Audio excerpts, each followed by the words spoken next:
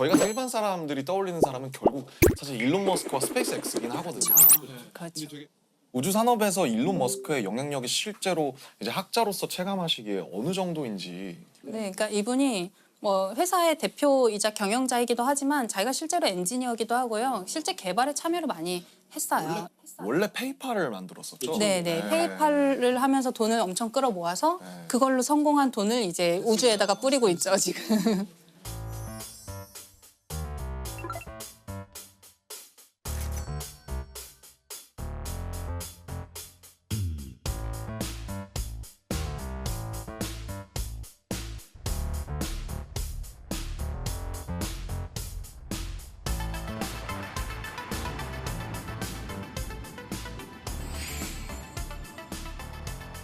듣기로는 위성을 3,000개를 쏘아 올렸다. 예, 뭐 한 번에 막 수십 개씩 계속 쏴가지고요. 아, 그렇게 많이 돈이 많나? 돈이 많아.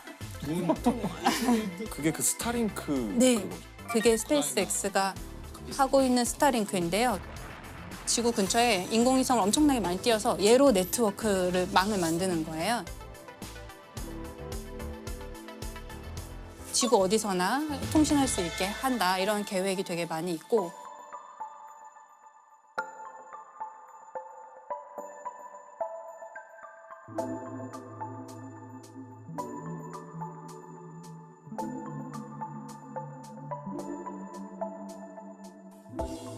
사실 정말 궁금했던 게 인공위성을 스페이스X에서만 쏘아 올린 게 3,000개가 된다고 하잖아요.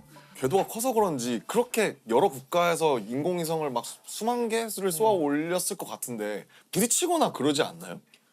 부딪히기도 해요. 아, 그런 그래요? 사고가 날 수 있고 그래서 어느 정도 그 밀도를 유지하게끔 그런 규칙이 정해져 있어요. 그래서 우리가 규칙이 있구나. 예, 우주로 쏘아 올리는 모든 물체는 등록을 해야 되는데요. 등록할 때 이제 우리가 어느 궤도로 보낼 것이다, 임무 수명이 어느 정도다, 임무가 끝난 다음에 어떤 식으로 폐기할 것이다 이런 이제 대략의 계획이 있어야 되거든요.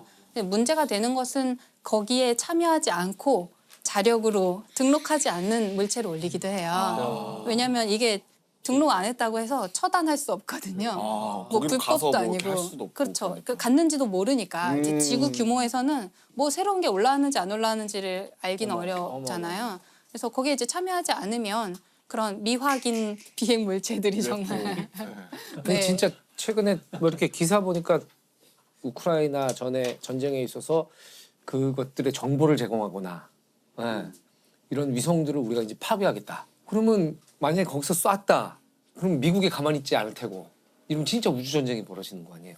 그래서 그 상대방 국가의 인공위성을 요격하는 기술을 이제 많이 개발하고 있는데 큰일 났다. 큰일 났어. 역시. 스타워즈라고 그러죠. 그러니까 스타워즈는. 그거를 처음에 실험을 해야 되는데 우리가 실험을 남의 나라 위성을 진짜 요격하는 실험을 할 수는 없잖아요. 그러면 그래서 전쟁 나니까. 자국의 오래된 위성, 폐기해야 되는 위성을 자기가 격추하는 그러다 실험을 해요. 잘못 격추하면 할 수도 있고. 자기네가 이제 실험적으로 격추를 했다. 폐기에 대해서 격추를 하면은 완전히 다 없어지는 게 아니잖아요. 사실은 그래요. 파편들 쓰네, 끼고. 맞아요. 그런 일이 실제로 일어날 수 있고 파편들이 굉장히 문제가 많이 되죠.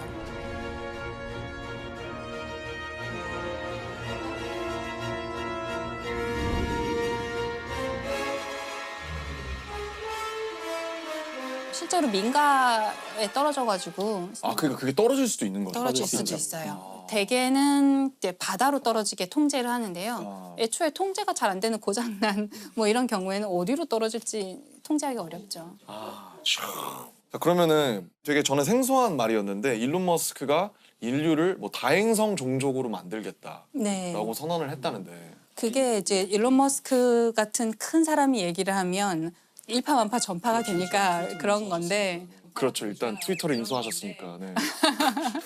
맞아요. 근데 이제 원래 있던 말이긴 한데요. 그러니까 우리가 뭐 멀티 플라네터리 스피시스 이렇게 다 행성 종족이에요. 여러 행성을 오가는 여러 행성에 걸쳐서 생존하는 그런 종족인 인간이 우리가 그렇게 돼보자 그런 이제 목표를 가지고 있어요. 뭐 화성에 사람을 이주시키겠다. 그래서 장기간 거주하게 만들겠다 이런 얘기를 하고 있고.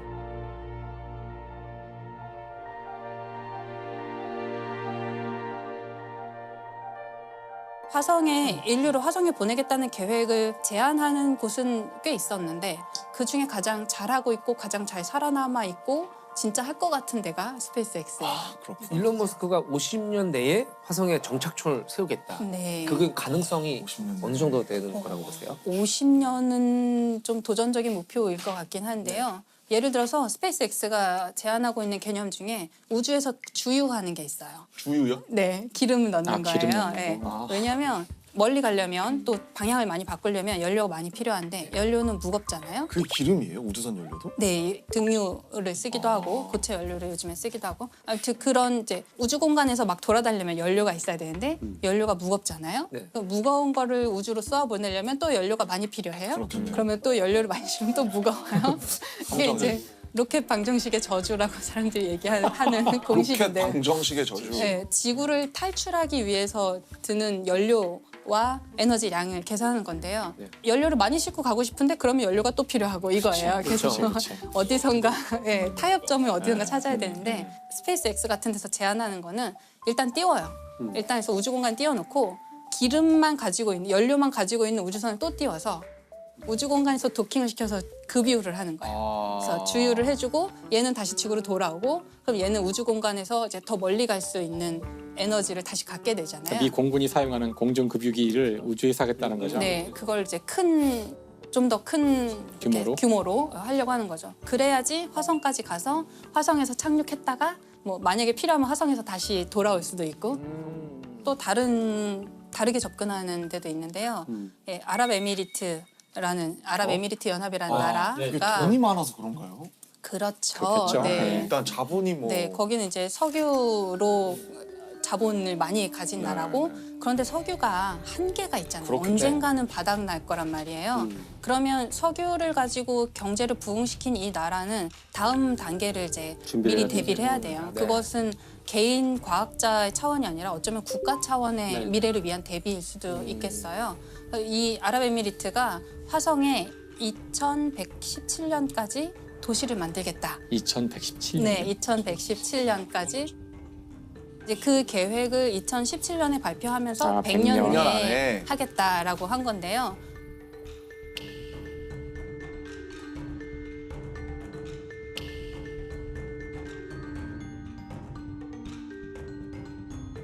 국가 차원에서 굉장히 우주 탐사를 갑자기 막 속도를 엄청 빠르게 진행시키고 있어요. 네.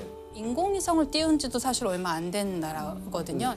그 인공위성 띄울 때 우리나라 기업에서 기술을 되게 많이 전수해줬거든요. 외부의 도움을 되게 많이 받았던 완전 우주 탐사에서는 신생 국가인데 갑자기 화성에 사람 보내겠다라고 하니까 사람들이 웃었을 수도 있잖아요. 근데 지금 벌써 화성에 탐사선 보냈고요. 아 보냈어요? 어, 네, 진짜요? 몇 년 만에. 그러니까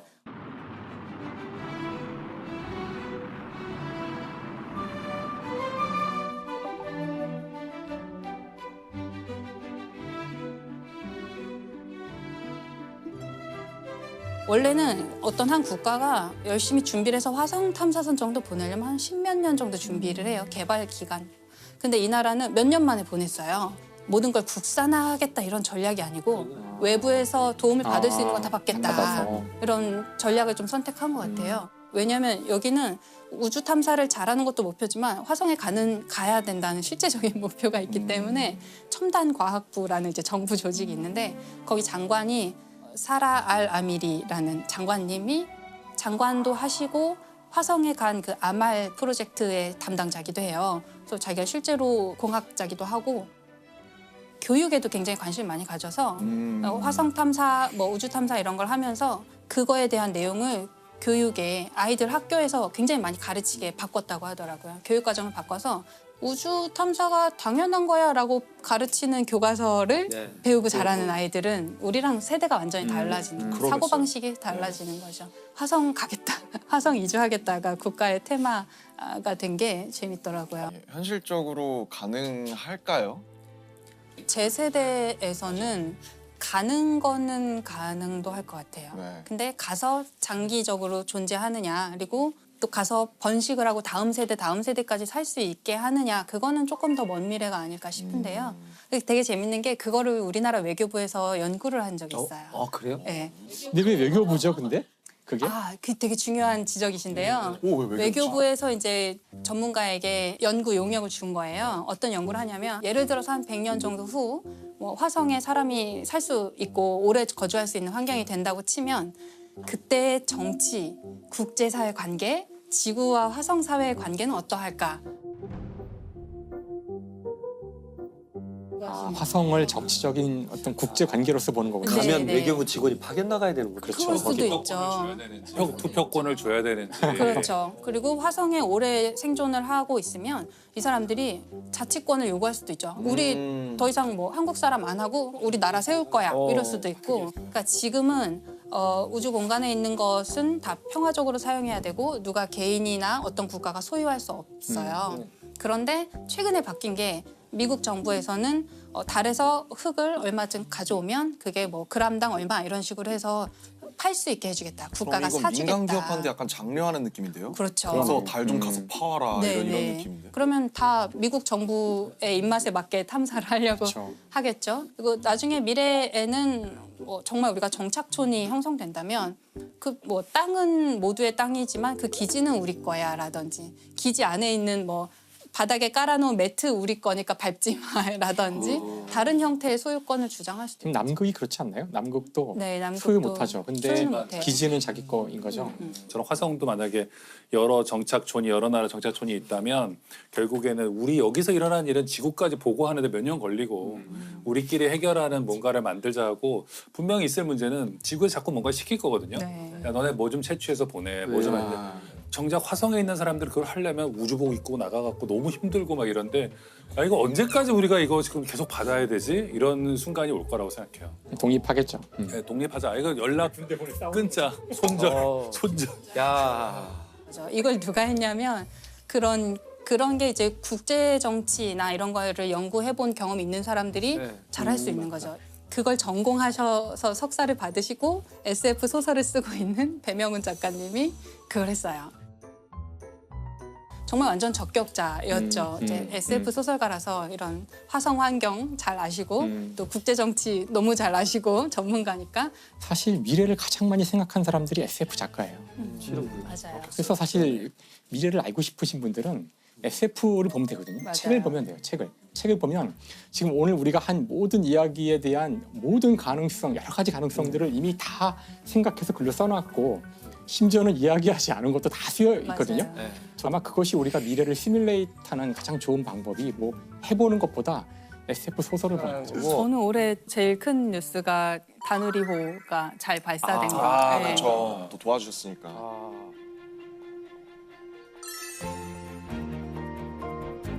Two, one, zero. Ignition.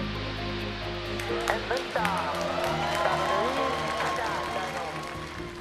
다누리호는 착륙도 하는 거죠. 착륙은 안 하고요. 예, 네. 근처에 가서 달에 인공위성이 돼서 1년 동안 도는 거예요. 근데 아직도 안 간 거예요, 달에? 가고 있어요, 아직. 그렇게 달이 멀리 있어요? 멀리 돌아가더라고요. 4개월 반 정도 걸려서 가요. 달에 가는데도 4개월 반이 걸려요? 달에 가는 방법이 아주 여러 가지 방법이 루트가 있거든요. 근데 아주 빨리 가면 한 3박 4일 만에 가고요. 늦게 가면은 몇 년 걸려서 가는 방법도 있어요. 연료는 적게 쓸수록 가는 시간은 오래 걸리고요. 그래서 이제 자기 선택하는 거예요. 지금까지 잘 발사되고 잘 가고 있고 이제 내년부터 본격적으로 데이터 올 거거든요. 그걸 계속 준비하고 있어서 설레겠어요. 그게 제일 큰 일이죠. 실제로 저거 한국에서도 10대 뉴스 안에 들 것 같아요. 그러겠네요. 국가적으로 봐도. 관심 많이 가져주셨어요. 네, 네.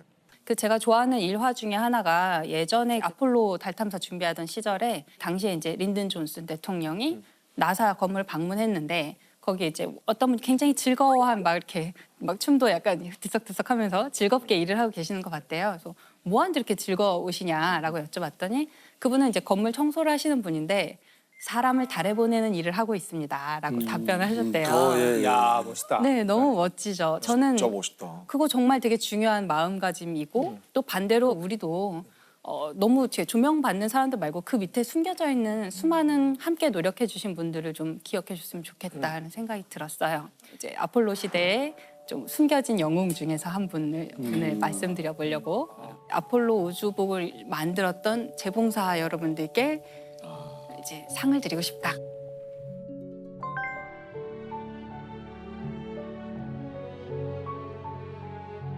사람을 달에 보내는 이 일이 시작된 게 1960년대잖아요. 이런 일을 처음 해보는 거였기 때문에 나사가 준비해야 될 게 너무너무 많았을 거예요. 처음부터 끝까지 전부 다 나사가 다 새로 도전해야 되는 일이었는데 그중에 하나가 우주복을 만드는 거였대요. 네. 사람이 우주로 나가면 맨몸으로 만약에 나가면 1분도 버틸 수 없고 바로 사망하거든요.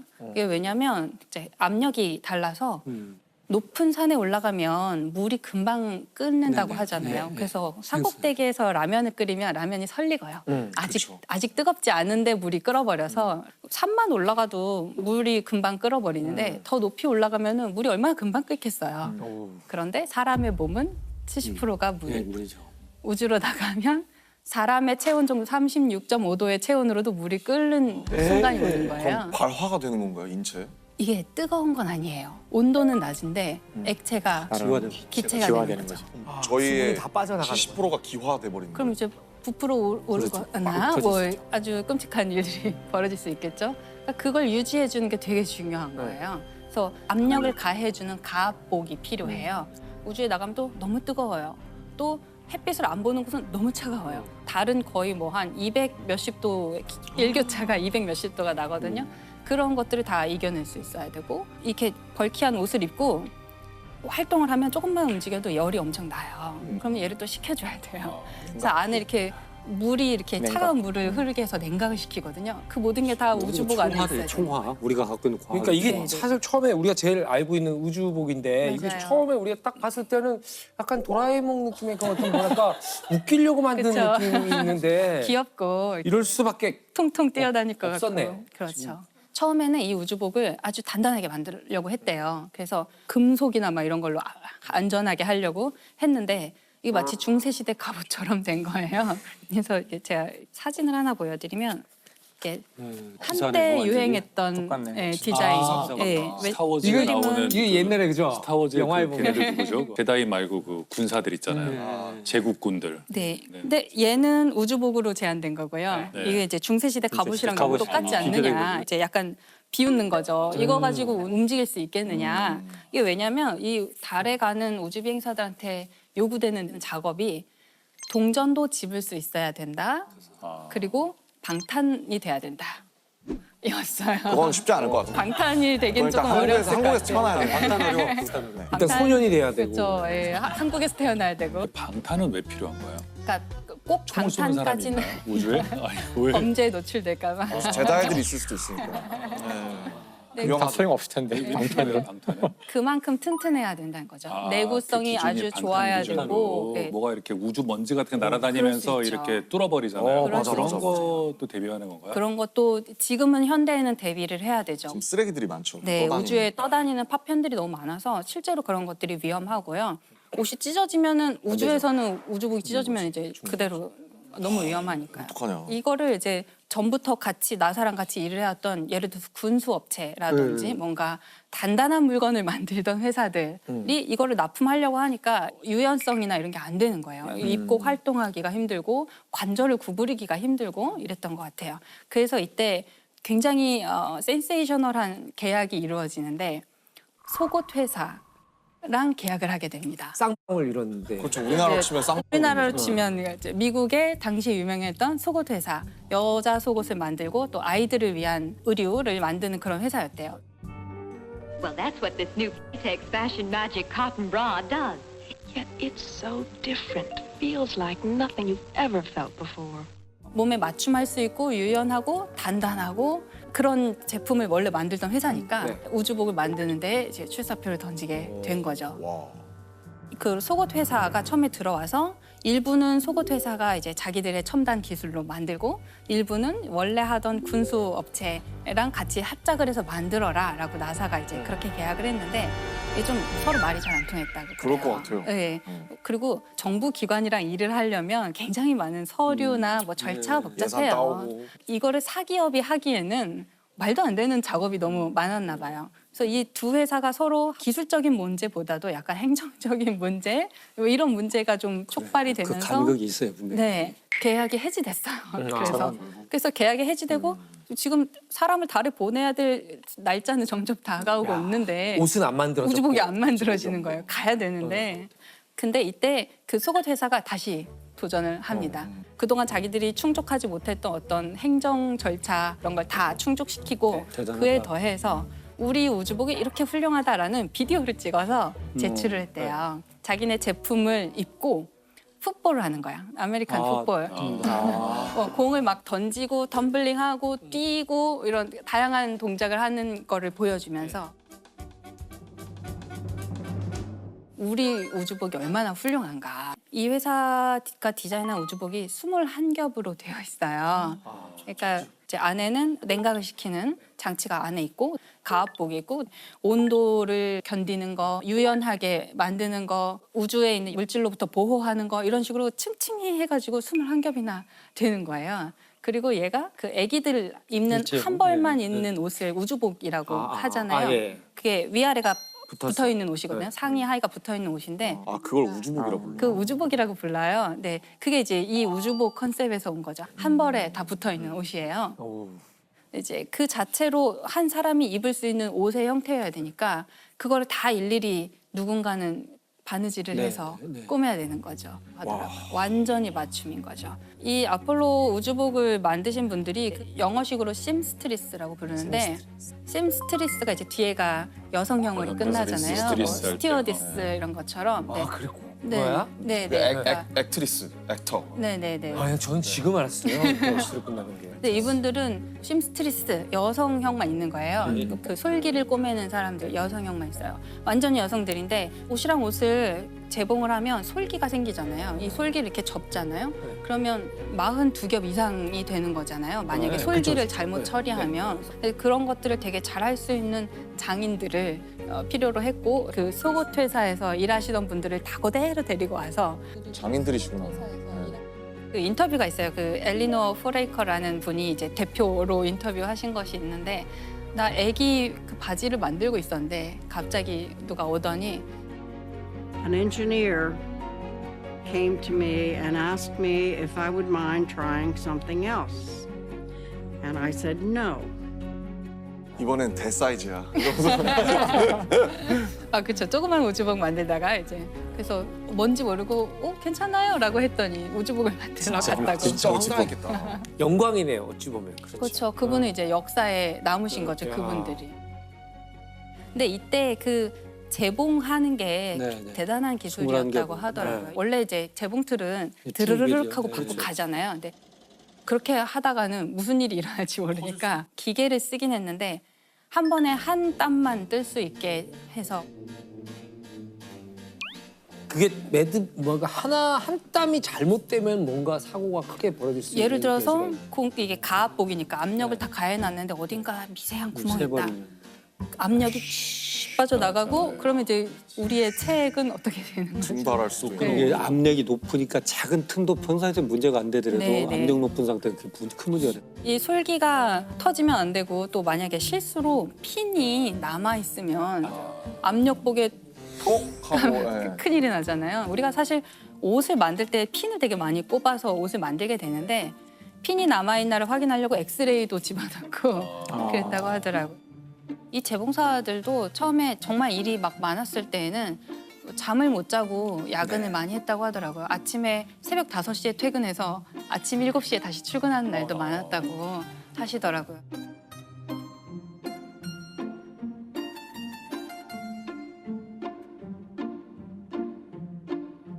아 그리고 우주복 안에 뭐가 있어야 되냐면 소변, 대변 수집 그렇죠. 장치. 배뇨가 가장 이게 중요할 또 것 같아요. 들어있어야 돼요.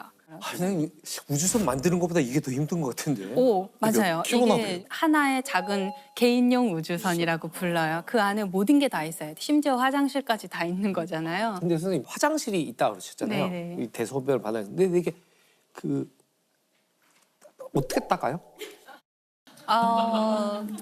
일단 아니, 궁금하지 않아요? 입고 있는 동안은 닦을 수 없고요. 닦지는 네. 못할 것 같아요. 근데 닦을 필요도 없게 다 아주 되겠죠. 근접하여 수집하는 장치가 아. 있고요. 그 되게 재밌는 일화가 하나 있는데 당시에 네. 다 우주인들 남성이었기 때문에 신체랑 그 관을 연결하는 그 첫 번째 부품을 이제 사람 신체의 크기에 맞게 맞춤형으로 만들어야 되는데 그 이제 처음에 만들 때 대중소가 있었대요.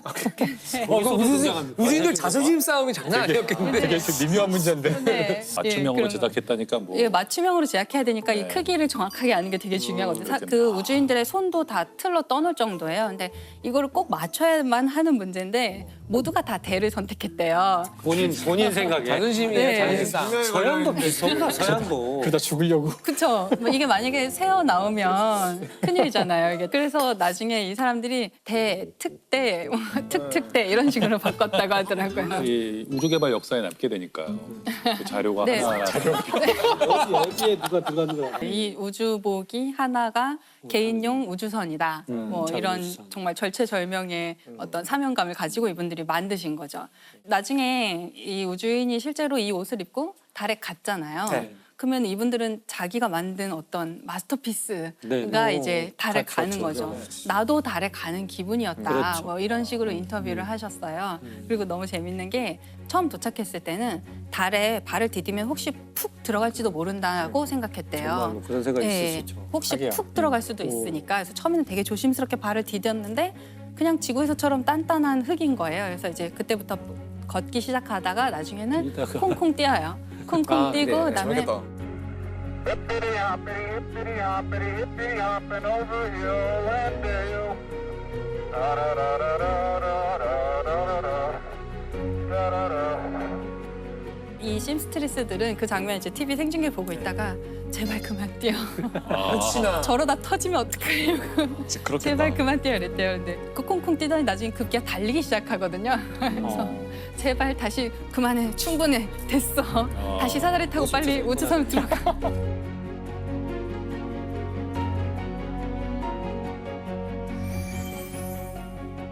제발 빨리 돌아가라고 했던 완성된. 예. 근데 왜 꼭 우주인들이 필요한 왜, 건가요? 왜 가는 거예요? 아, 우주인이 아직은 갈 수밖에 없는 게요. 특히 이 아폴로 시대에는 컴퓨터라는 게 방 하나의 크기였거든요. 그걸 못 따라간 거야 우리 인간. 그걸 할 수가 없고요. 나사의 그 기록 같은 데 보면은 사람은 70kg의 가장 경제적인 컴퓨터이고 뭔가 돌발 상황이 발생했을 때 유연하게 대처할 수 있고 그 모든 시나리오를 다 컴퓨터에 입력해서 얘가 자동으로 하게 하려면 당시에는 불가능했던 그 컴퓨터를 우주선에 실어서 보낼 수 없었고요. 지금은 이제 로봇을 더 많이 보내려고 해요. 앞으로 이제 20년대에 아마도 조만간 또 사람을 달에 보낸다고 하는데 뭔가 우주인의 작업을 도와주거나 아니면 로버가 이렇게 움직이면서 위험한지 아닌지를 미리 가서 정찰해주는 네. 어떤 시스템. 앞으로는 기계와 우주인이 협력하는 형태의 우주 탐사를 하려고 많이 계획을 하고 있어요. 20년 안에 갈 거면 제가 살아있을 때 다시 달에 가. 곧 몇 갈걸요? 년 안에. 몇 년 안에 네, 가요? 지금 아르테미스 계획은 기획? 24년인데요. 조금 미뤄져서 25년이 될 것 빨리 같아요. 갔으면 좋겠다. 인간이 가서 어떻게 생활할 수 있을지. 그럼 지금 화폐 가치로 했을 때 뭐 예산으로. 얼마 정도 하나요 한 번에? 진짜 그 궁금하다. 비용이. 와, 네. 모르겠네요. 아, 이 중요한.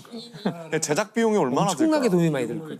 한번 상상해 볼까요? 나중에 그 아마 제작진이 찾아볼 테니까 가격을. 그냥 상상하면 재미없으니까 내기를 해서 가장 가까운 사람이 다 가장 먹는 가까운 걸로. 사람이 이기는 걸로. 처음에 부르는 게 이게 앵커인데 누가 제일 먼저 세게 불러줘야 되는데. 일단 수작업을 하고 그다음에 42겹에 그리고 첨단 소재들이 다 들어가고 안전해야 되고 무슨 장치들도 들어가니까. 한 회사가 거의 독점하고 있고 한 10만 달러 정도 하지 않을까요? 너무 싼데. 저는 10억 단위일 것 같은데. 난 40억 정도. 저도 한 20억에서 30억 정도?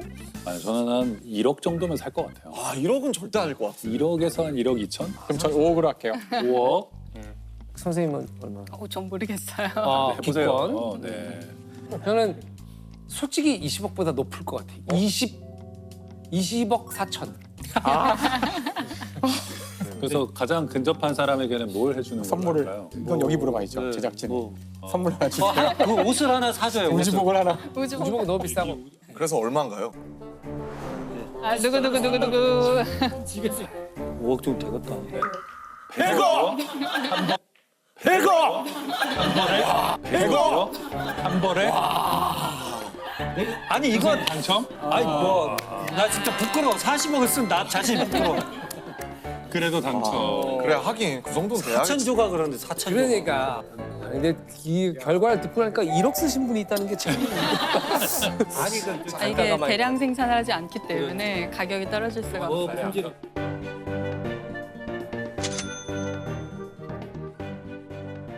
우리 결론이 100억이 아니잖아요. 뭐 되게 더 하시려고 했던 것 같아요.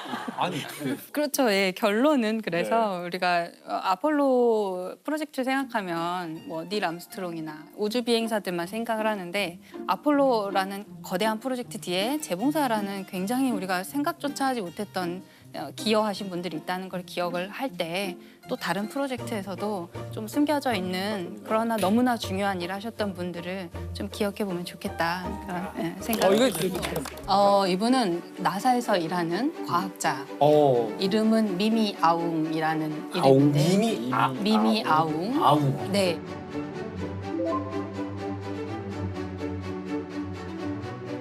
이제 미얀마 분이시고 미국에서 오랜 세월 동안 근무하셨었고 놀라운 기술을 가진 공학자인데요. 요즘에 우리가 화성을 탐사하는 로버를 보내고 거기에 화성에 헬리콥터도 보냈어요.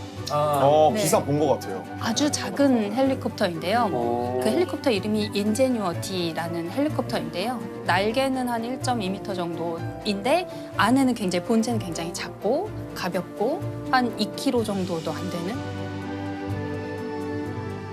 아니 저는 화성에 헬기를 뭐가 보냈다가 다시 이륙시켰다는 게 생각보다 업적이 상당히 미미하다. 미미한. 미미한.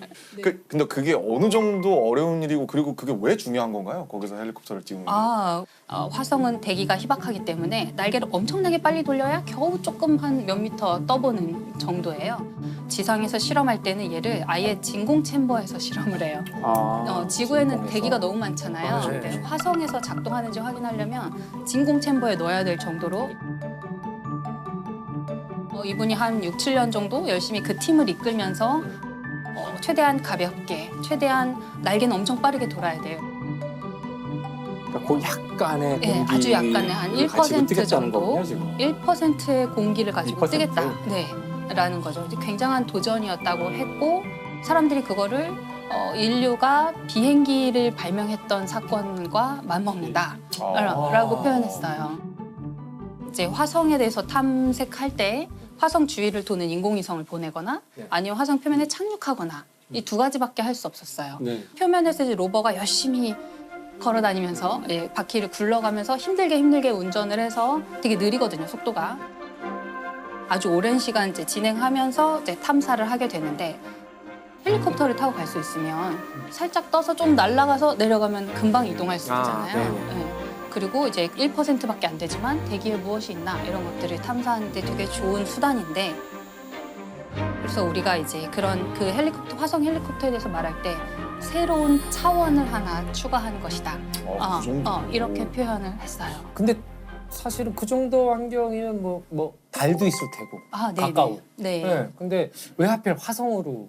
왜 화성까지 가야 했냐면 하루가 24시간 한 조금 넘어요. 25시간은 안 되고 24시간 조금 넘거든요. 그나마도 인간이 가서 혹시 방문하게 된다면 조금 더 우호적인 곳이다라는 거고요. 그러니까 인간이 굉장히 익숙한 생활 리듬으로 우주 비행사들이 거기서 활동할 수 있어요. 그리고 화성엔 그래도 1%지만 대기가 있긴 있어요. 달에는 없죠. 달에는 없으니까 달에서는 헬리콥터 비행기를 띄울 수가 없거든요. 아예 불가능해요. 달에서 날아다니려면 이렇게 점프를 잘하면 돼요. 점프해서 멀리 가서 떨어지는 이런 것들이 이제 요즘에 개발하고 있고요. 재밌긴 하겠네요. 네. 높이. 어렸을 때도 트램폴린. 그렇죠. 퐁퐁이 그거. 트램폴린 퐁퐁처럼. 재밌겠다. 하면 엄청 높이 다른 중력이 작아서 엄청 높이 올라갈 수 있으니까 충전하고 올라갔다 내려갔다 이걸 계속 할 수 있는 거예요. 화성 그러면 이제 우리가 어렸을 때부터 뭐 화성 침공, 그렇죠. 우주 전쟁 이런 거 항상 화성인들이 침공하는 소설이나 영화나 이런 것들을 많이 봤었는데 선생님께서는 화성에 생명체가 있을 가능성은 어느 정도로 보세요? 시간이 중요한데요. 지금은 저는 없다고 보고요. 과거에 있었을 수 있다.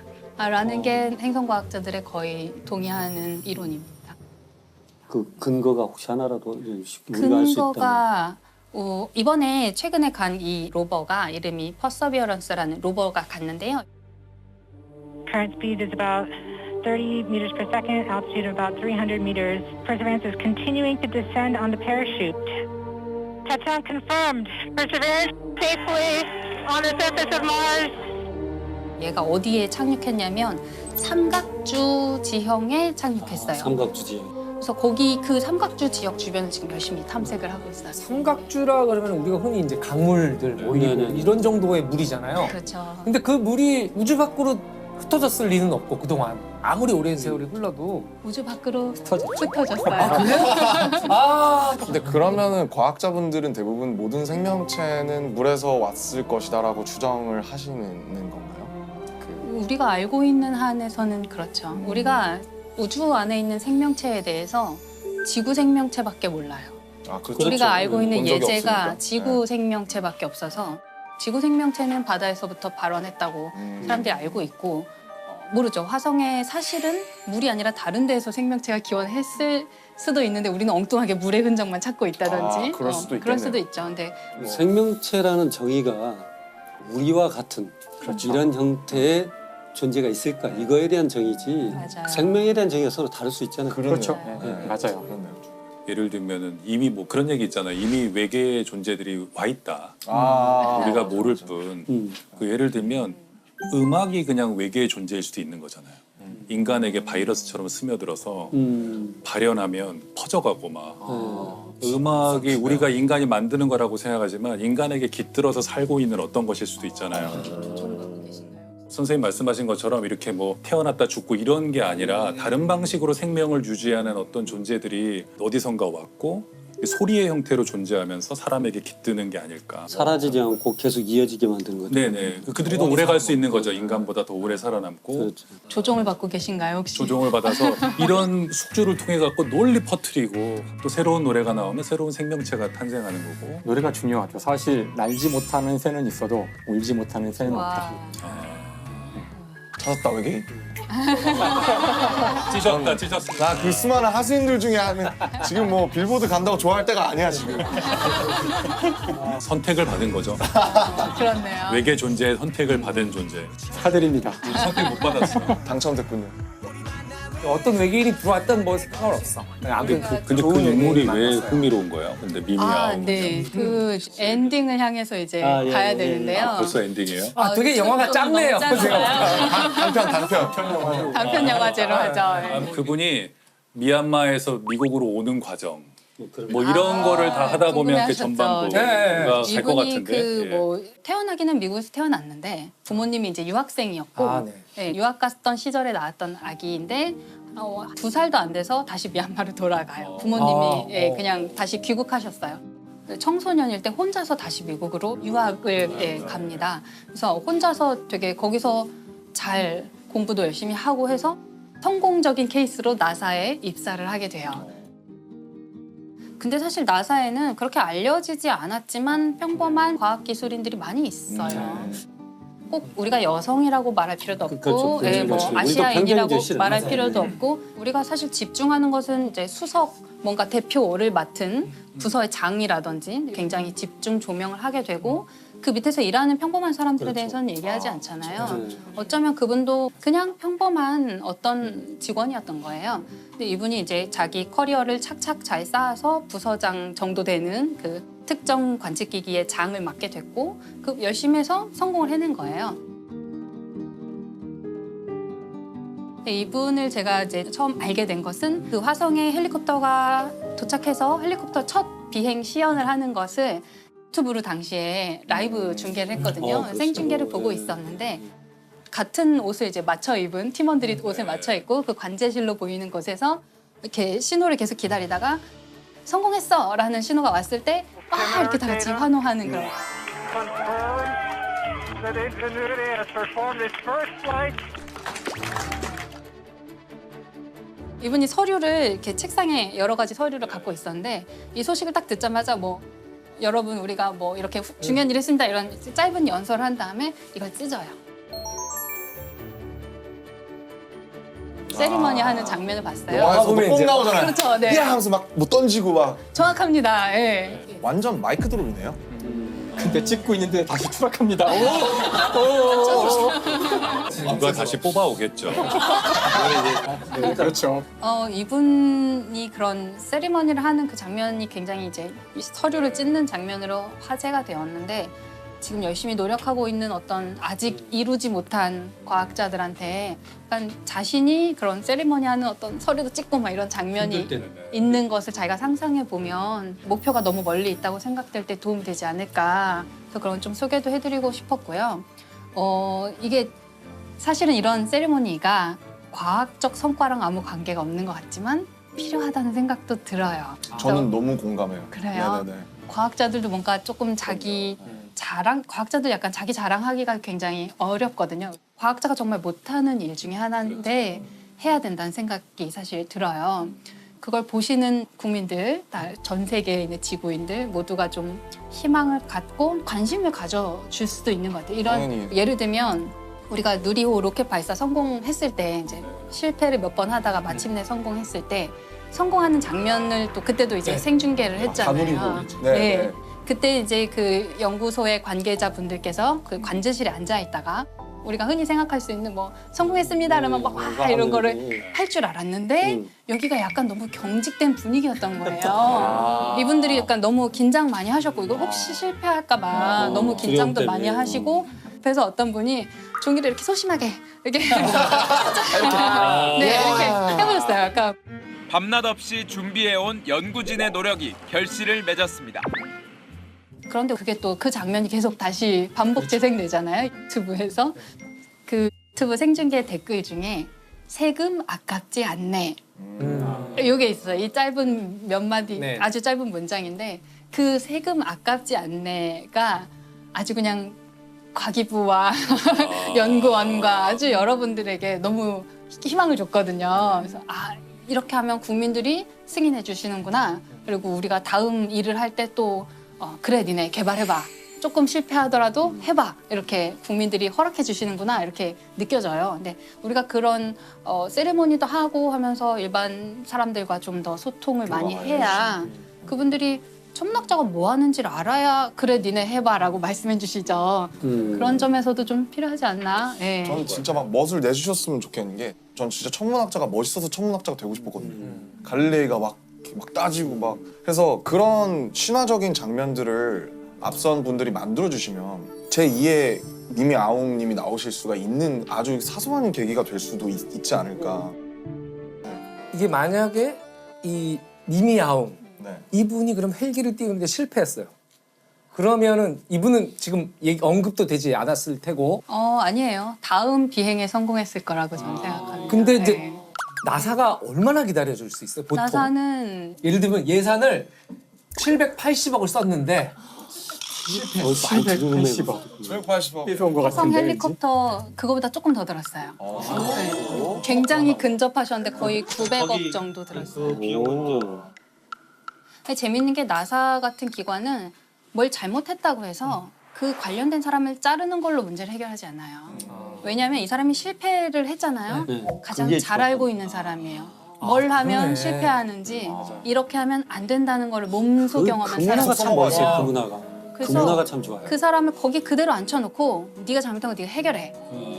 만약에 도움 필요하면 외부의 사람 다른 도움을 받더라도 네가 잘못한 거 네가 해결할 수 있게 좀 기다려주는 그런 분위기가 있어요. 너무 부럽다. 네, 우리는 사실 아직 그 정도는 아니고 우린 만약에 문제가 생겼다 그러면 담당자를 자르면서 시작하잖아요. 사임하죠. 네. 책임지고 사퇴, 네, 사의 제가, 표명 뭐. 제가 사퇴하겠습니다로 이제 모든 문제를 마무리해버리는 경향이 있는데 우주 탐사나 이런 과학에서는 그 사람이 없어져 버리면 너무 손실이 커요. 이걸 계속 개발해 왔는데 이분이 갑자기 딱 끊겨서 사라져 버리면 굉장히 큰 손실이거든요. 그래서 이분을 계속 믿고 기다려주고 이분이 더 잘할 수 있게 기다려주는 편이에요. 그래서 그 제임스 웹 우주망원경이라고 작년에 이제 굉장히 크고 좋은 우주망원경 하나 우리가 새로 띄웠는데 이 우주망원경이 굉장히 오랜 시간 걸려서 개발이 완성됐어요. 처음에 시작했을 때에 비해서 한 20 몇 년 걸려서 지연되고 또 지연되고 해서 개발비가 어마어마하게 많아지게 되겠죠. 눈덩이처럼 인건비가 불어나잖아요. 근데 그걸 계속 설득하는데 성공했고 설득했을 때 설득 당해 주시고 20 몇 년을 계속 기다려서 마침내 그 인류에게 우주에 우리가 처음 보는 사진들을 얻을 수 있게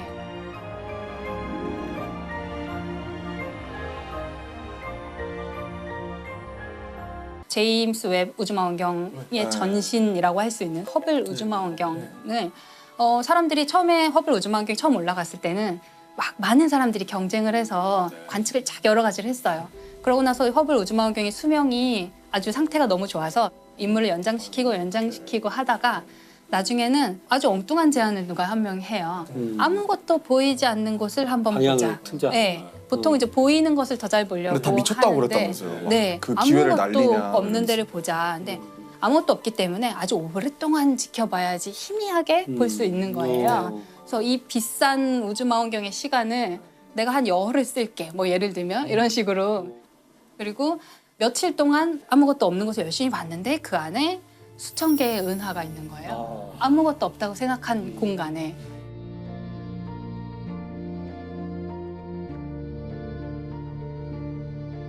그래서 그 다음에 이제 이 프로젝트가 점점 더 깊은 우주를 계속 보려고 시도를 합니다. 아무것도 없는 빈 공간이라고 생각했는데 들여다보면 안에 은하가 또 수천 개 있고 아무것도 없다고 생각해서 봤는데 들여다보면 또 거기 은하가 수천 개가 있고 그 은하 하나에는 또 수천 개의 별들이 있거든요. 너무너무 우리가 알지 못했던 깊은 우주를 지평을 완전히 넓혀주는 거고 두세 시간 쓰는 것도 그렇죠. 경쟁해서 쓰는 건데 열흘을 보이드를 찍겠다 그랬으면 저 사람 뭐 머리가 어떻게 된 거 아니야? 막 그랬을 거 아니에요 진짜로. 당연히 그런 반발이 있었겠죠. 근데 누군가는 아마 그 가치를 알아주는 사람이 한번 해봐라. 있었을 것 같아요. 믿고 해봐. 사실 우리가 그 실수나 실패에 대해서 관대할 맞아요. 필요가 있는데 맞아요. 실수나 실패는 당연히 있을 수밖에 없어요. 그렇죠. 이 일의 성격상 아까 같이 한 번도 본 적이 없는 것을 보거나 한 번도 띄워본 적이 없는 기계를 띄우는 이런 상황에서 처음 해보는 거니까 수많은 실수와 실패가 있게 마련이라서 저희끼리 농담으로 365일 가운데 364일을 실패하고 이제 하루를 성공하는 게 과학 기술이거든요. 그래서 실수하는 건 당연하기 때문에 더 중요한 것은 실수를 하는지 안 하는지가 아니라 좋은 실수를 하는지 나쁜 실수를 하는지가 더 중요한데 그걸 가르는 것이. 그러니까 좋은 실수를 하기 위해서는 첫 번째 실수를 숨기지 말아야 돼요. 그렇죠. 다른 사람한테 숨기지 않는 것은 물론이고 여기서 더 중요한 포인트는 자기 자신도 속이지 말아야 돼요. 자기 합리화? 자기 자신도 속이고 싶을 때가 있거든요. 그럴 것 같아요. 그렇죠. 예, 과학기술계 자기 그런 사건들이 자신을 있었죠. 속이면 안 되고 그다음 두 번째로 중요한 것은 실수가 이제 시작되는 시점들이 이거 제가 잘못했나? 이럴 때 그 실수를 끝까지 완벽하게 완수해야 돼요. 제대로 실수해야 돼요. 실수인 줄 알면서도 실수가 끝까지 진행될 때 이거 뭐야 하고서 아니면 숨기거나 그만두는 네. 게 아니라 어차피 지금 안 됐을 때에도 정신을 차리고 그 전 과정을 기록을 해야지만 이 실수가 반복되지 않거나 또는 이 실수가 아닐지도 모르는데 그렇죠. 섣불리 판단한 거거든요. 그래서 그렇죠. 실수를 제대로 저지를 것. 그래서 이것이 저희가 보통 이야기하는 실수를 잘하는 좋은 실수를 하는 방법이에요.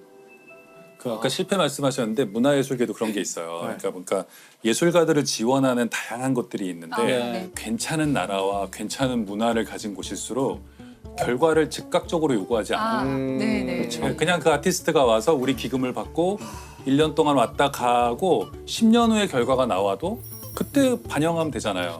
우리 출신의 누군가가 이런 훌륭한 소설을 썼다. 그런데 그런 문화가 없는 곳일수록 와 있는 동안에 왜 아무것도 안 해? 이 사람 와 있는 동안에 지역 주민에게 뭐 교육도 좀 시키고 소설을 써서 결과물을 내지 않으면 네. 예술가가 놀고 먹는다고 생각하는 거죠. 세금을 낭비했다고 생각해서. 마치 그런 것 같아요. 그러니까 우리가 대학을 평가하는 기준이 취업률로 이제 평가를 하잖아요. 그렇다면 예체능은 취업률에선 쓸모없는 곳이에요. 예, 대학을 취업률로만 평가한다는 것은 마치 그 한 나라의 가치를 거기 있는 사람들의 출생률로만 평가하는 거랑 마찬가지죠.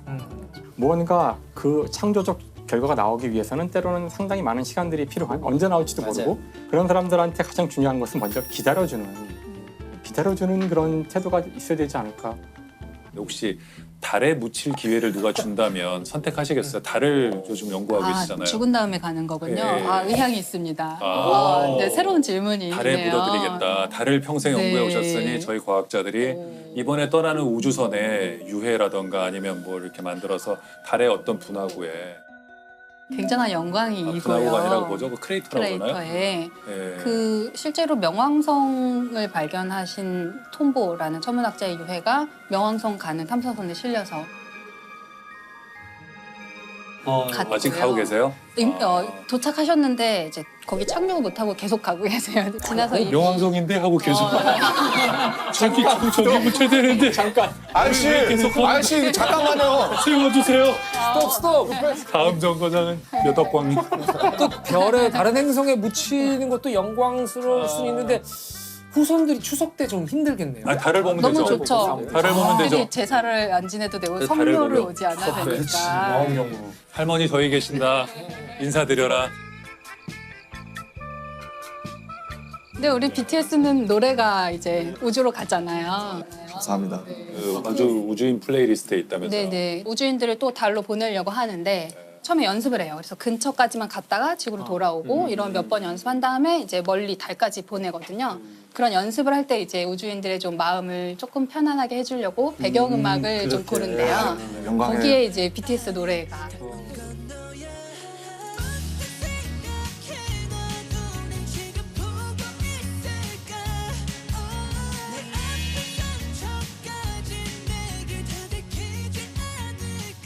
또 우주 테마 곡들이 있으시잖아요. 그뭐 진영 노래 중에 문이라는 노래가 있고 그리고 콜드플레이랑 같이 했던 노래 중에 마이 유니버스라고 그런 게 있어서 가사들이 보면 전혀 고증은 안 돼 있죠. 천문학에 대한 고증은 전혀 안 돼 있고 오로지 낭만과 오로지 우주인들도 원하지 않을 거예요. 철저한 고증. 좋은 지적이세요. 네. 근데 명왕성 가사가 있잖아요. 그 134340 그게 명왕성의 그 수행성 번호거든요. 그래서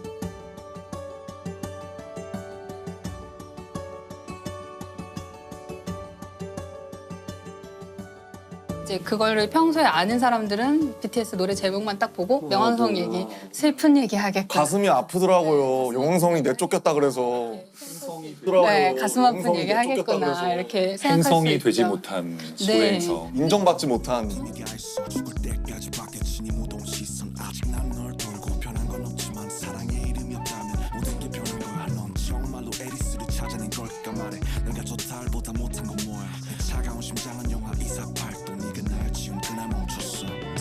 저는 사실 그게 왜 명왕성이 행성에서 다른 걸로 분류된 게 왜 그렇게 슬픈 일인가 조금 이상하기는 해요. 왜냐하면 뭔가 미술관에 있는 작품이 뭔가 이제 이거는 제도권에서 인정하는 예술일 수 없다라고 밖으로 내쫓긴 느낌?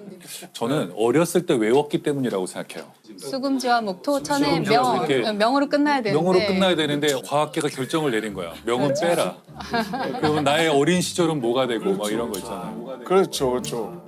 수금지와 목토 천혜 뭔가 근데 사실 명왕성은 신경 쓰지 않아요. 바로 그게 포인트죠. 네, 명왕성 사람들이 입장에서는 나를 뭐라고 부르는지 제가 이래서 인간들이라고 과학자들 하면은 이상한 거예요.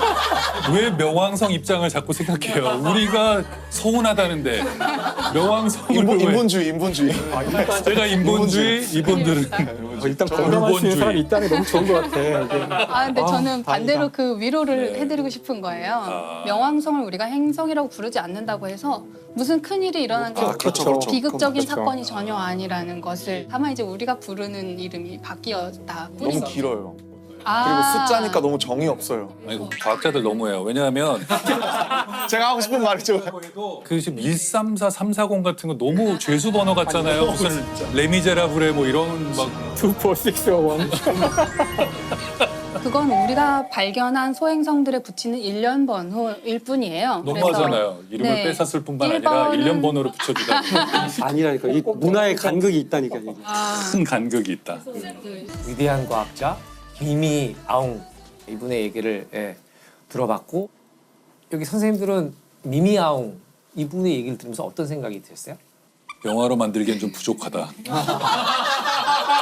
시련을 좀 찾아내야 될 것 같다. 만약에 정말로 영화나 소설로 만든다면 네. 알려지지 않은 어떤 분명히 시련이 있을 텐데 그런 디테일들을 좀 추가해야 될 것 같다. 그러니까 꼭 큰 실패가 아니라 프로젝트 실패가 아니더라도 내적인 실패도 있을 수 있거든요. 그렇죠.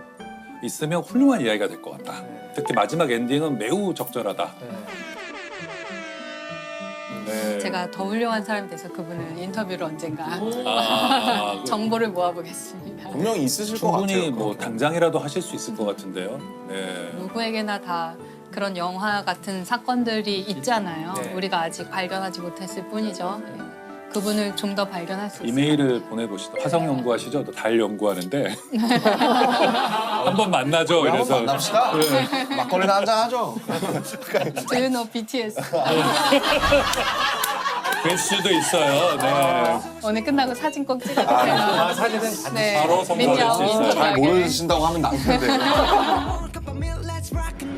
지구인을 구원하는 제2의 지구는 최초로 민간 유인 우주 왕복선 발사에 성공한 우주 탐사 기업 스페이스B의 최고 경영자 일론 머스크는 이런 말을 했습니다. It's eventually, history suggests there will be some doomsday event. The alternative is to become a spacefaring civilization and a multi-planet species, which I hope you would agree that is the right way to go. 자, 그 이유. 과학 전문가들에 따르면 지구의 인구는 점차 증가하고 있는데 인류의 생활에 꼭 필요한 에너지 자원인 화석 연료가 불과 50년 뒤면 고갈될 거라는 겁니다. 게다가 날로 심각해지는 극심한 환경 오염 역시 지구를 위협하고 있는데요. 한 예로 인도에서는 환경 오염 때문에 연간 약 230만 명이 기대 수명보다 일찍 사망한다고 합니다. 야, 너무 어마어마한 양이네요. 정말 그 제2의 지구는 필요하긴 한 것 같습니다. 지금부터 만들어 놓지 않으면 뭐 당장 닥치고 나서 어떻게 하겠어요? 그렇습니다. 어쨌든 대안을 우리가 찾아야 되는 거니까요. 그렇죠. 그렇습니다. 지구인들이 숨 쉴 수 있는 제2의 지구 찾기 프로젝트는 지금 이 시간에도 계속되고 있는데요. 그래서 오늘은 지구인들을 구원할 제2의 지구 후보들을 준비해봤습니다. 먼저 첫 번째 후보는요.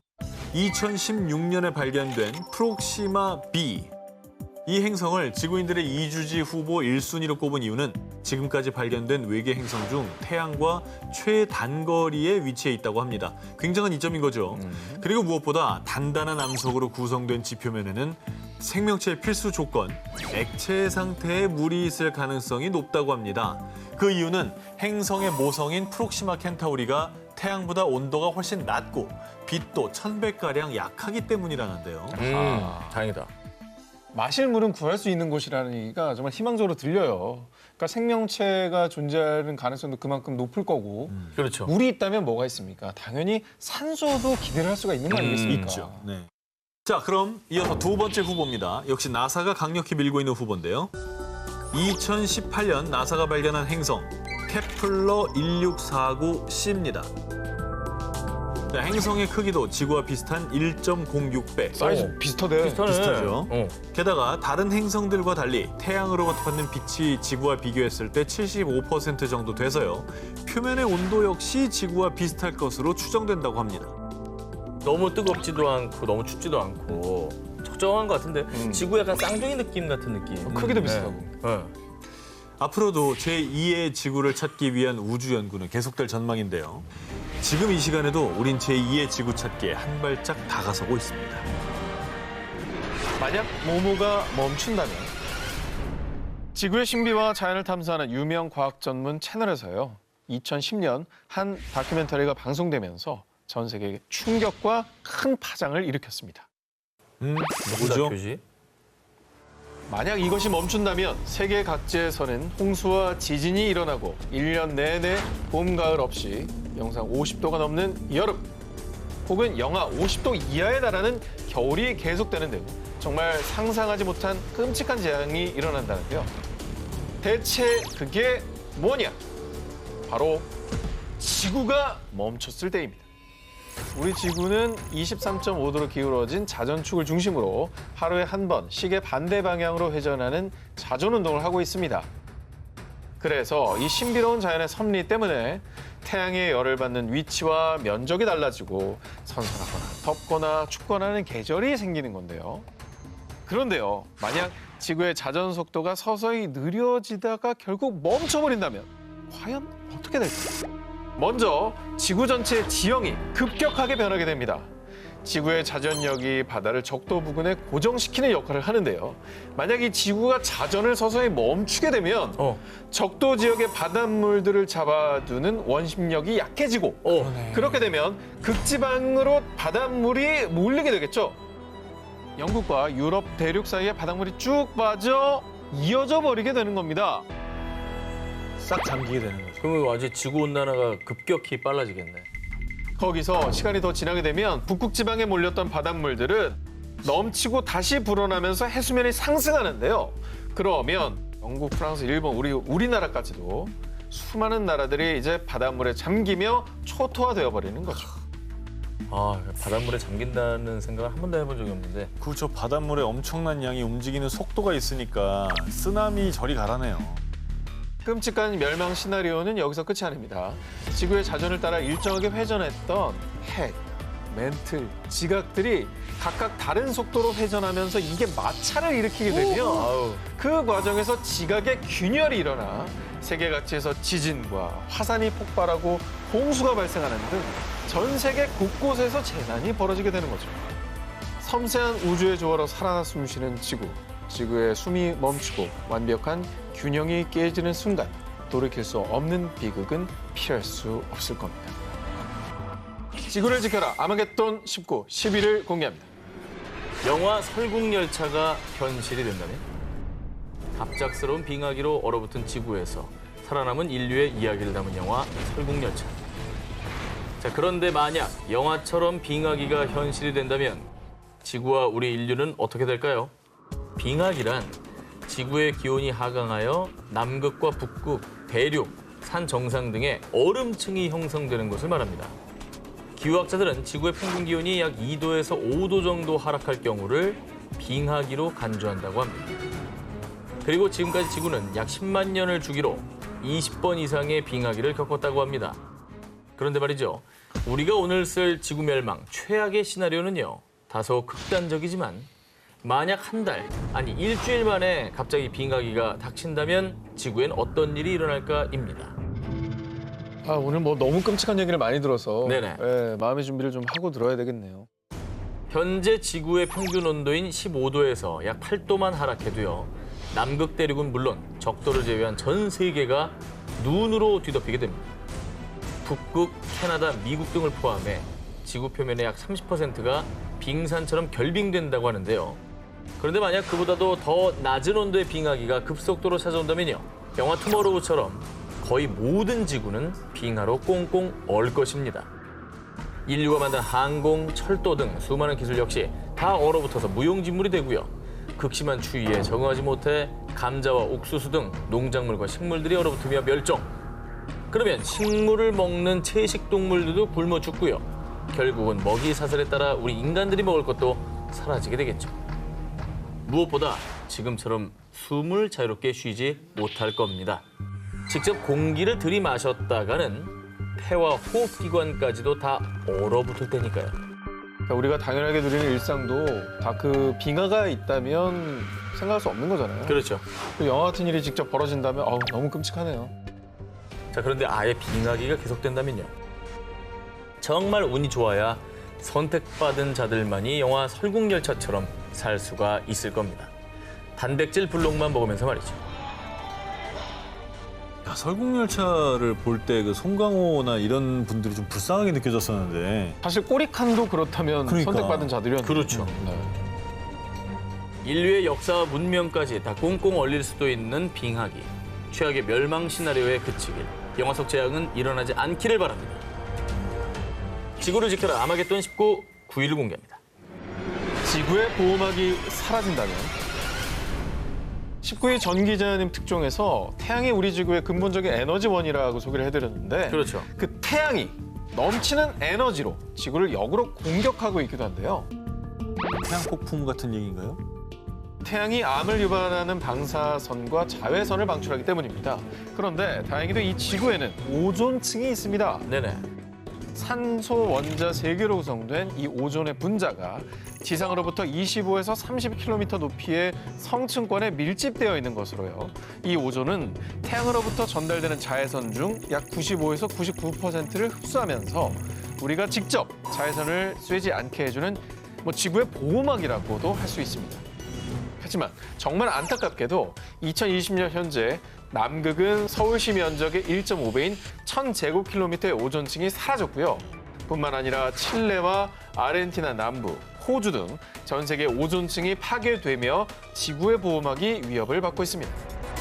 사실 예전에는 뭐 헤어스프레이 그런 데 들어가는 프레온 가스가 오존층 파괴의 주범이다 이런 얘기 많이 했었는데 그래서 요새는 사실 프레온 가스를 좀 많이 안 쓰고 있잖아요. 그럼에도 불구하고 계속 파괴되고 있는 원인이 있는 겁니까? 그런데 지금은 프레온가스의 대체제로 쓰이는 게 문제가 되고 있는데요. 자, 프라이팬 코팅제나 각종 냉매에 쓰이는 화합물 클로로포름의 염소 성분이 있는데 이 염소 원자 하나가 무려 약 10만 개의 오존을 파괴해 오존층을 없애버리고 있다고 합니다. 그 밖에도 자동차 배기가스에서 배출되는 아산화질소 등 환경오염을 통해서도 오존층이 파괴되고 있는 것이죠. 그래서 이렇게 계속 오존층이 파괴된다면 우리 인간 또 생태계는 어떤 피해를 입게 될까요? 인간의 DNA, 핵산, 이 단백질은요, 자외선을 흡수하는 성질이 있습니다. 그런데 오존층이 파괴되어 지구에 그대로 자외선이 쏘여진다면 흔하게는 눈의 결막염, 또 백내장과 같은 안과 질환이나 피부가 붉게 변하는 홍반, 그런데 이 홍반도 악성 홍반이면 이게 결국엔 피부암 같은 희귀암으로까지 번지게 되는데요. 실제로 호주 지역은 호주 보건복지학회에서 발표를 했는데 2016년에만 무려 약 1,800명이 피부암으로 사망했다는 통계도 있다고 합니다.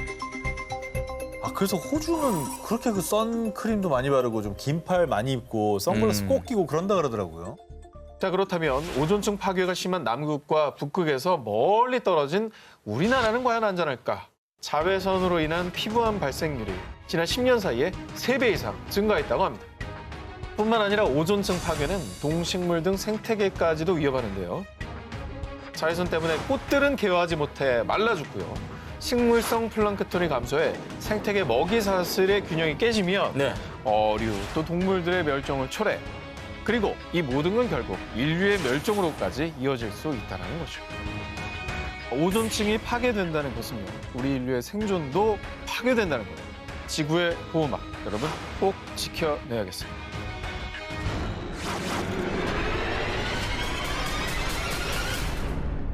지금 이 시간에도 수많은 폭탄들이 우주에서 지구로 날아오고 있습니다. 바로 소행성. 이거는 너무 살벌해. 이건 진짜 못 막지 않나?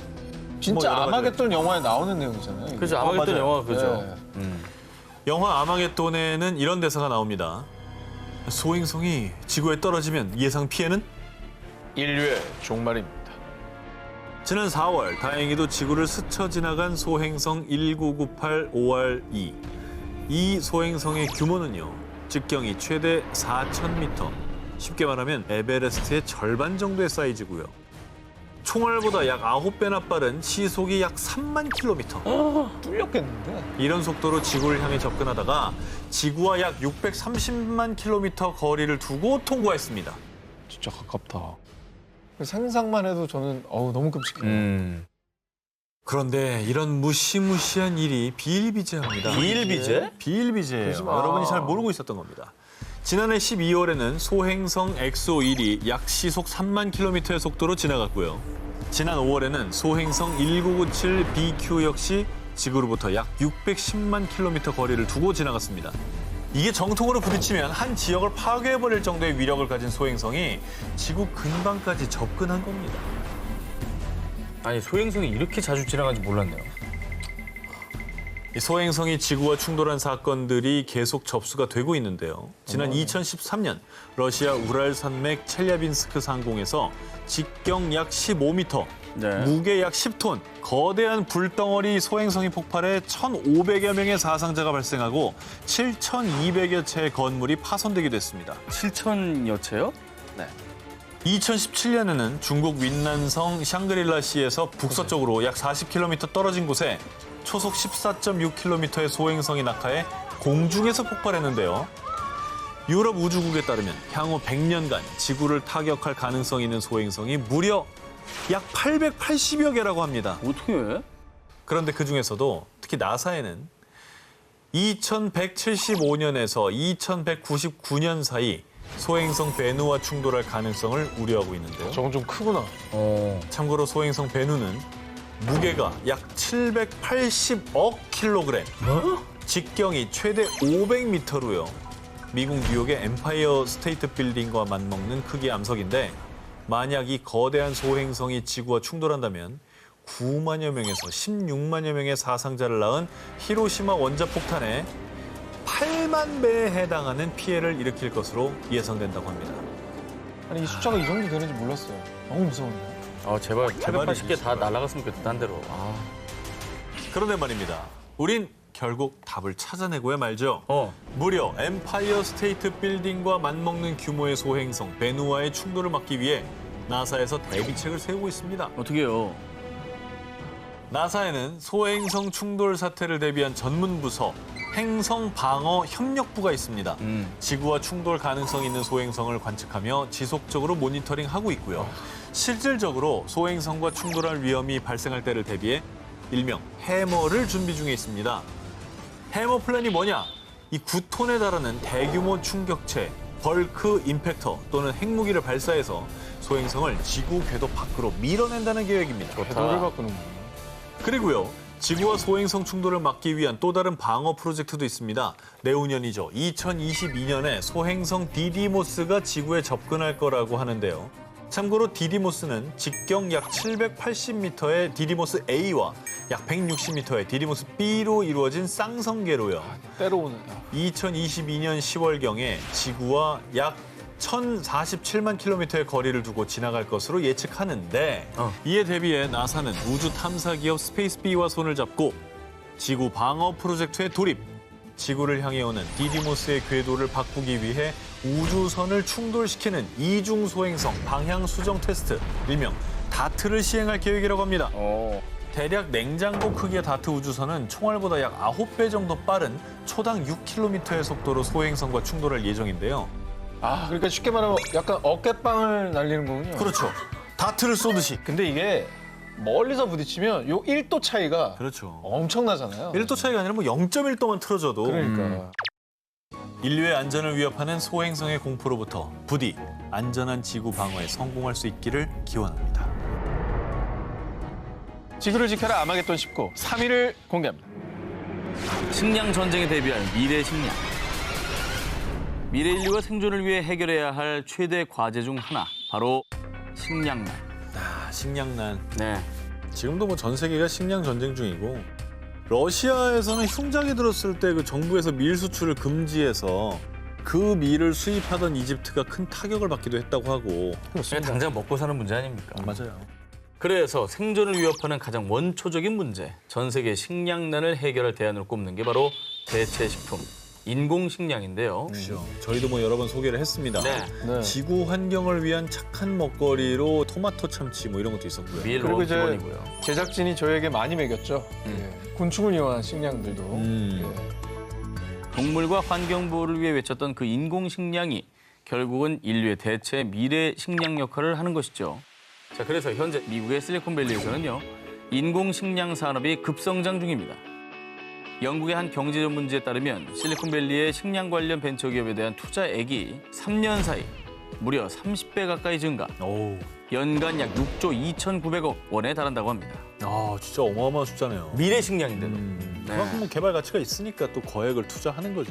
그렇습니다. 예를 들어서 실리콘밸리의 아이푸드 회사에서는요, 밀과 감자, 단백질, 콩의 뿌리 등을 이용해 햄이라 불리는 인조고기 개발에 성공을 했는데요.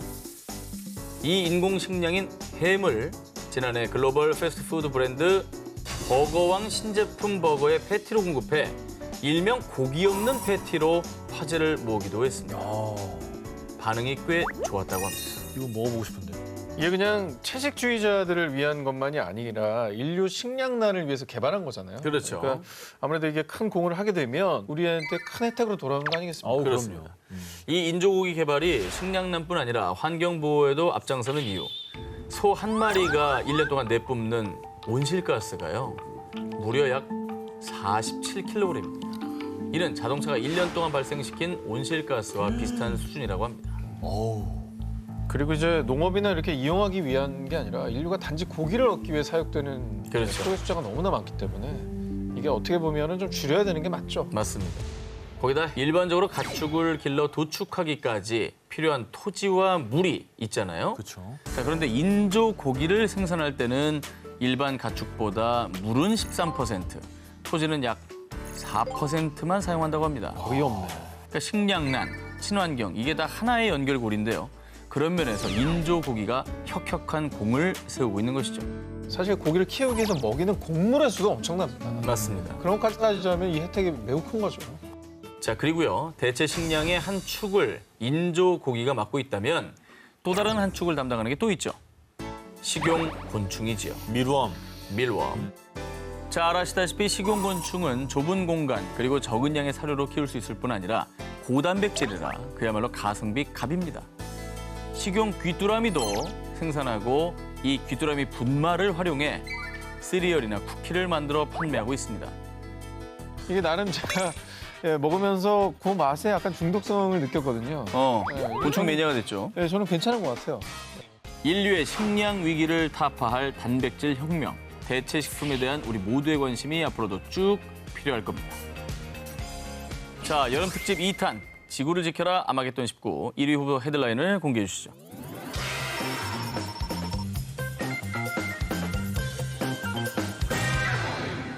눈에 보이지도 않는 작은 바이러스 코로나19가 전 세계를 휩쓸고 있는 지금. 이게 도대체 어떻게 종식될 거며 빨리 어떻게 좀 진정이 될까를 막 간절하게 바라게 되는 거 있잖아요. 그런데 말입니다. 지난 5월 한 논문의 사전 공개 사이트에 충격과 공포 그 자체인 한 논문이 게재됐습니다. 미국 하버드 의대를 비롯해 캐나다 유수의 대학 등에 소속된 전문가들이 생물 정보학적 분석 결과를 담은 이 논문에 따르면요. 어쩌면 코로나19 바이러스와 중동호흡기 증후군 메르스 바이러스가 섞인 최악의 바이러스 X가 출현할 수 있다고 합니다. 코로나19도 못 잡았는데 지금 새로운 괴물 바이러스라니. 그리고 이 연구팀은 현재 사우디아라비아에서 코로나19와 메르스가 동시에 유행하고 있어서 이 두 바이러스의 결합에 대한 가능성을 염려했는데요. 이제 만나지 마라. 이 두 바이러스의 재조합으로 인한 바이러스 X가 두려운 이유. 일반적으로 바이러스는 치사율과 전파력이 반비례한다고 합니다. 메르스의 경우에는 최대 치사율이 무려 37%지만 확진자 1명이 바이러스를 옮긴 사람 수, 그러니까 재생산 지수는 0.9명으로 전파력은 낮았고요. 반면 코로나19는요, 잠정 집계된 재생산 지수는 3.15명으로 강한 전파력을 지니고 있습니다. 그러니까 이 두 바이러스의 치명점들이 더해지면 그 위력은 뭐 우리가 상상할 수 없는 거 아닙니까? 그러니까 전파력도 높고 치사율도 높고. 그렇습니다. 그 가능성이 있다는 거죠. 그래서 만약 최악의 바이러스 X가 나타난다면 단 3개월 만에 전 세계 확진자 수는 100만 명에 이르고 이때 사망자는 최대 37만 명에 달할 겁니다. 진짜 그런 일이 없어야 할 텐데 절대 뭐 생기지 않으리라는 보장이 없어서 더 답답한 것 같아요. 사실 뭐 올해 코로나 바이러스도 예상치 못했던 일이 벌어진 거잖아요. 실제로 2003년에 유행한 급성 중증 호흡기 증후군 사스도 기존 코로나 바이러스의 재조합의 산물로 알려져 있고요. 그래서 새로운 바이러스의 등장이 불가능한 일은 절대 아니라는 건데요. 그리고 말이죠. 또 다른 문제는 이 재조합 바이러스뿐만 아니라 바이러스 변이 또한 인류를 위협하고 있습니다. 맞아요. 그 백신이 개발되기도 전에 또 새로운 바이러스가 나오고 있고 이제는 변종이란 말이 너무 무서워요. 맞아요. 진짜 공포는 아직 최악의 바이러스 X가 우리에게 찾아오지 않았다는 사실입니다. 2010년 미국의 대표 소프트웨어 회사 M사의 전 CEO 빌 게이츠가 한 강연에서 밝힌 충격적인 발표. 내 평생의 소원은 인구를 줄이는 백신을 개발하는 겁니다. 좀 충격적인 발언에 이유가 있지 않을까라는 추측이 되거든요. 그동안 수차례 인구 감축론을 주장한 빌 게이츠. 그 이유가 무엇이냐? UN에 따르면 2019년 기준 전 세계 인구는 약 77억 명이지만요. 2050년이 되면 무려 약 97억 명까지 증가할 전망이라고 합니다. 그래서 일부 과학자들은 바로 지구 인구 정원 초과를 매우 우려하고 있습니다. 그 이후 지구에서 생활할 수 있는 최대 인구수는 불과 약 80억 명으로 머지않아 인류는 이 지구상에서 정원 초과. 그 뒤 결국 인류 멸망이라는 대혼란에 직면하게 된다는 거죠. 근데 인구가 늘어난다고 인류가 멸망한다. 이거 좀 비약 아닙니까? 좀 의아하게 느껴질 수도 아니, 있는데요. 약간 모순이잖아요. 네. 인구는 늘어나는데 인구 멸망한다. 네. 이게 동시에 성립된다. 이게 말이 안 되죠? 그러니까요. 좀 더 들어보시죠. 세계자원연구소에 의하면 전 세계의 25%가 이미 심각한 물 부족 사태를 겪고 있다고 하고요. UN 세계 식량 농업 기구에 따르면 전 세계적으로 1억 2,400만 명의 사람이 심각한 식량 부족에 시달리고 있다고 합니다. 만약 이 상황이 지속되면 인류의 생존에 절대적으로 필요한 식량 증가 속도가 인구 증가율을 따라가지 못해서요. 불과 30년 뒤인 2050년이면 전 세계가 대규모 식량난에 직면하게 된다고 합니다. 우리나라만 해도 먹을 게 넘쳐나서 식량난이라는 게 와닿질 않거든요, 사실. 불균형이 심각한 거죠. 자, 그리고 뭐 식량난뿐만이 문제가 아닙니다. 인구가 증가할수록 인간이 먹고 쓰고 버리는 쓰레기가 증가, 바다와 땅속 깊이 버려져 환경 오염을 유발하고요. 지구의 대지가 넓다 해도 정작 인류가 살 수 있는 사막화되지 않은 비옥한 땅은 한정적이라서요. 인구가 증가하면 그 좁은 땅덩어리가 포화 상태가 되는 거죠. 그런데 인류가 삶의 터전을 만들겠다고 얼마 남지 않은 삼림마저 무자비하게 개간하는 것 또한 문제. 삼림이 배출하던 산소의 양이 줄어드는데 오히려 각종 산업시설에서 배출하는 이산화탄소의 양이 증가해 이는 기후 변화를 초래. 이 땅의 작물이 잘 자라지 못해 인류의 식량이 부족해지는 악순환을 야기하는 겁니다. 인구가 계속 증가하면 이제 환경은 더 파괴될 거고 지구가 이제 버티지 못하는 상황이 되겠죠. 결국에는 뭐 식량이 부족해지고 결국 부메랑처럼 다시 우리에게 그 피해가 고스란히 돌아올 것 같다는 생각이 드네요.